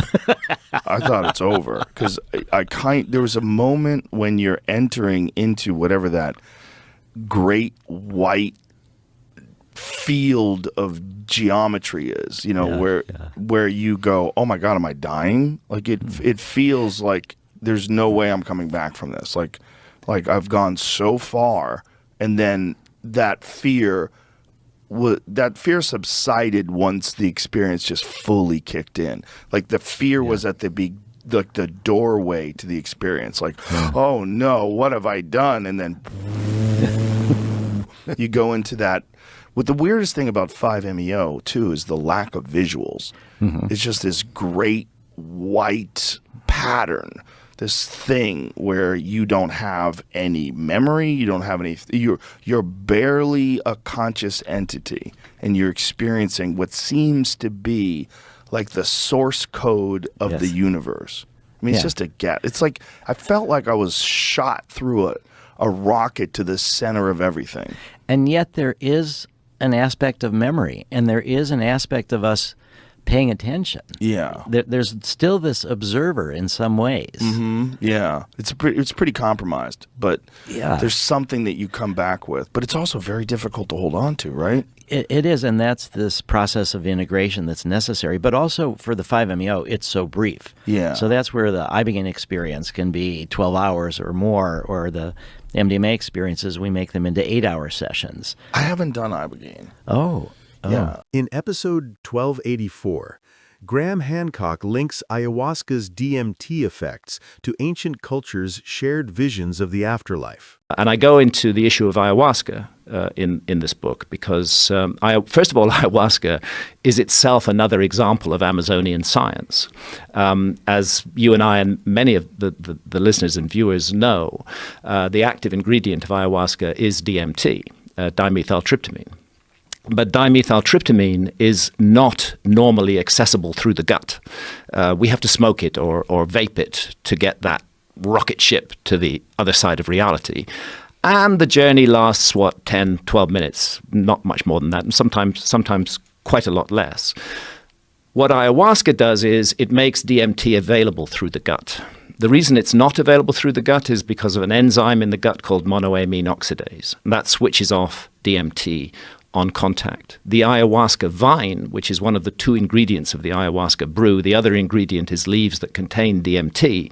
The ayahuasca vine contains a monoamine oxidase inhibitor, which switches off the enzyme in the gut and allows the DMT to be accessed orally, which produces a rather different journey from the smoked or vaped DMT trip. It's a much longer journey. It's 4 or 5 hours. It allows you to integrate and to interrelate with the strange landscapes in which you find yourself amongst. And the entities that you encounter, I'm not making any claims about the reality status of those entities, but what I am saying, and it's a fact, is that people who work with DMT and ayahuasca do encounter what they construe to be entities who communicate with them intelligently. So somebody in the Amazon, out of 150,000 different species of plants and trees, selected 2 that are not psychoactive on their own, but when put together, create an extraordinary visionary brew. And ayahuasca means the vine of the dead. And what it's connected to in South American religious and spiritual thinking is what happens to us when we die. The Tucano, who are an Amazonian people who work regularly with ayahuasca, I mean, the Tucano actually will give a teaspoonful of ayahuasca to a newborn infant. They feel ayahuasca is so important that there is a hidden realm around us which we are not normally aware of, and we need to be aware of it. And ayahuasca is an important part of that.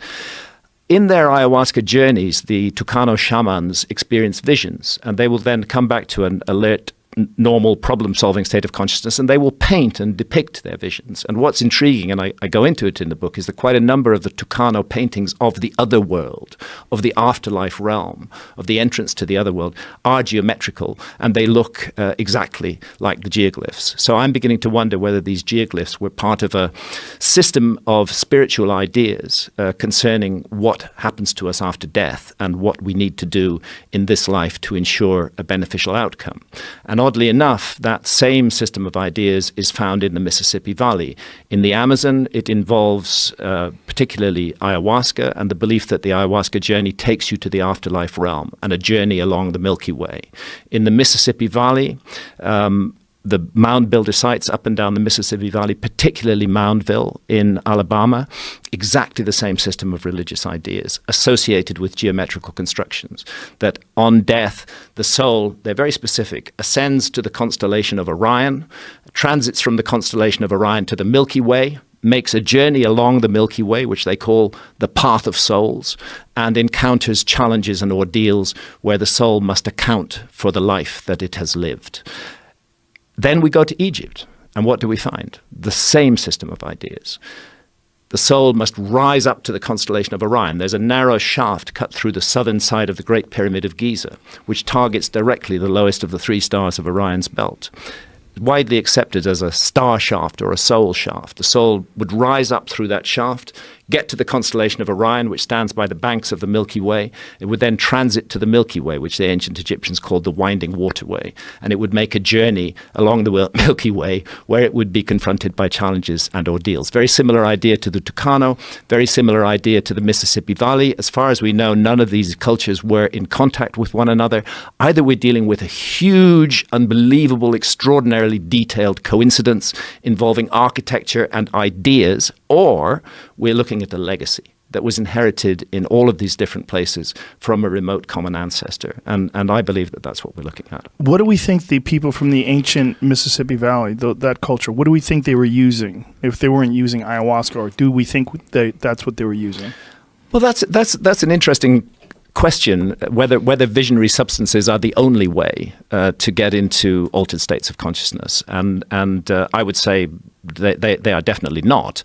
Of course, there are visionary substances which are used in Native American vision quests. I've had the privilege of peyote ceremony with the Native American Church. I've never done that. What is that like? I loved it, actually. I thought it was amazing. It doesn't overpower you in the way that DMT or ayahuasca does. It's much gentler. It's much more.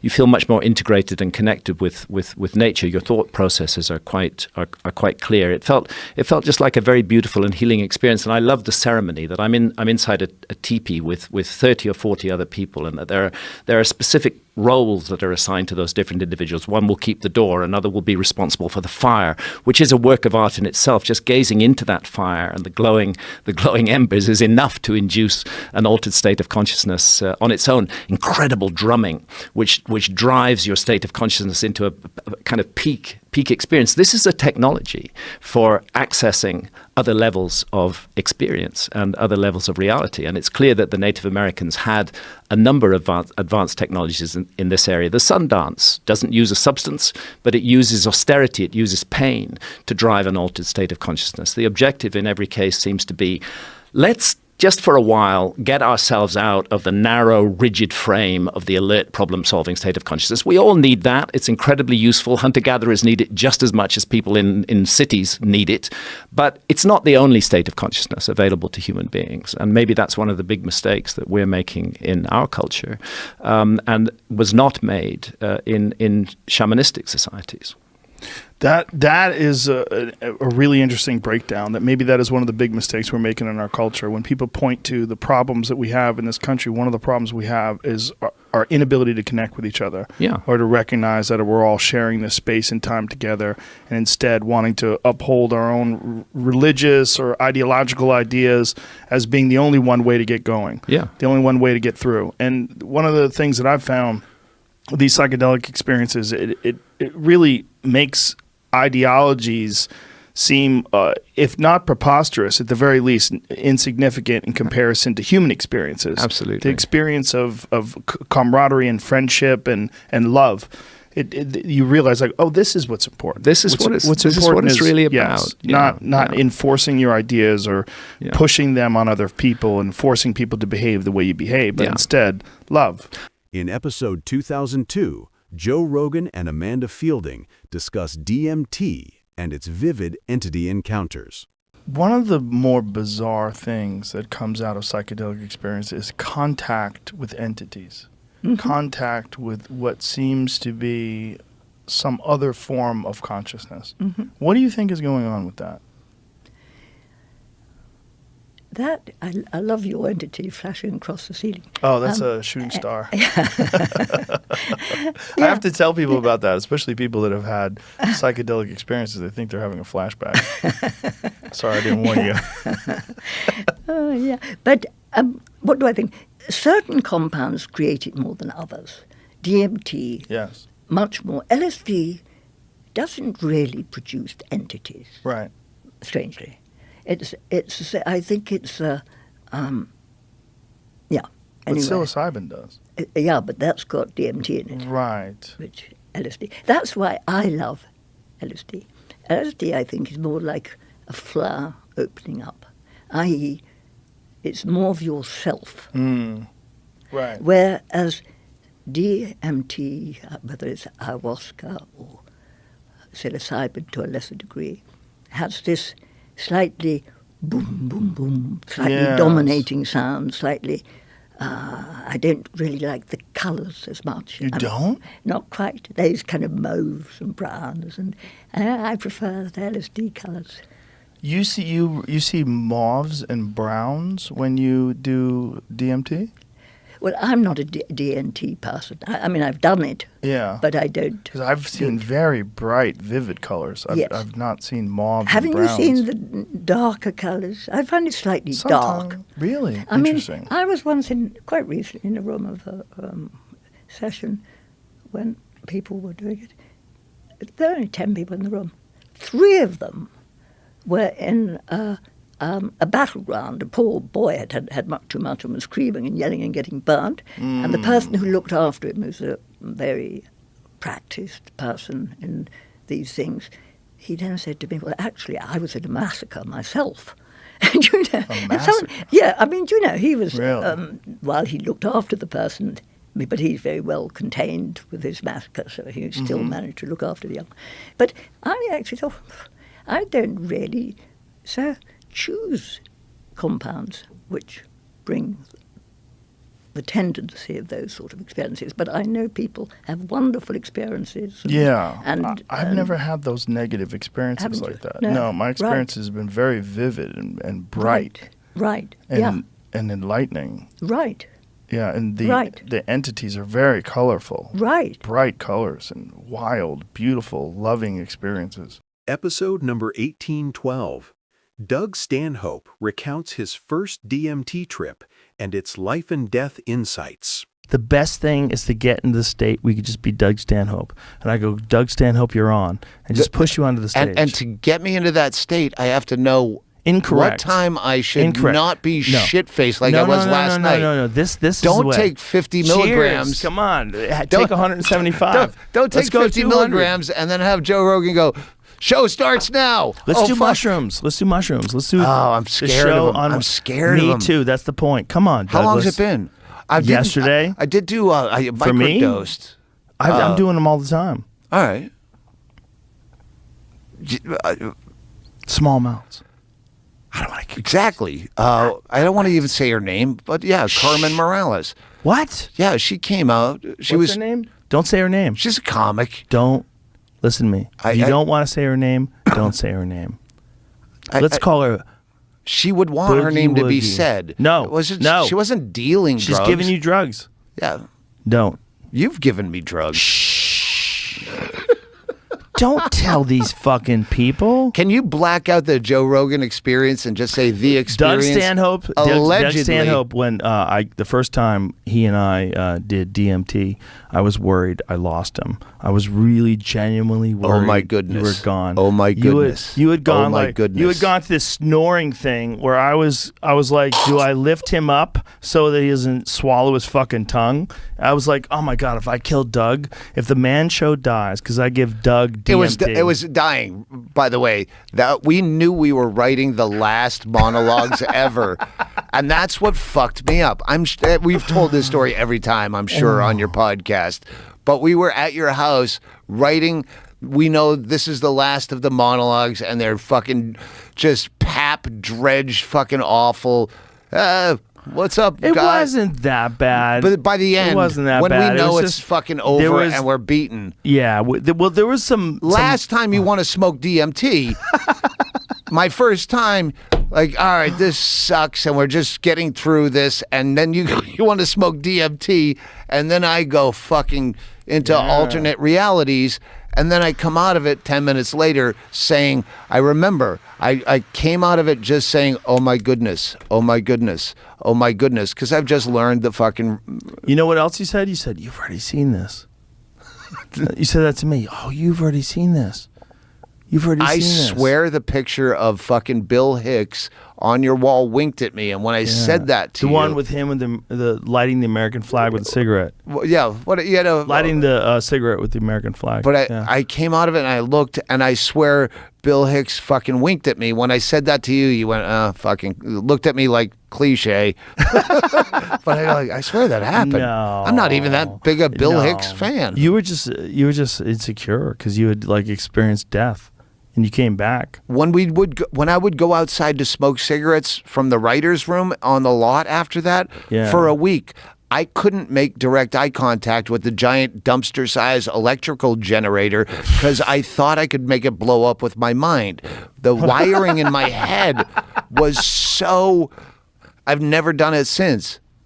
People try to drop that off at the merch booth. I we go, should do it never tonight. again. We should do it tonight. Fuck no. Yeah, come on. Yeah, when man. I'm You're about okay. to when You're I'm going to better. quit smoking cigarettes. You're yeah, better that now would be. because of that day.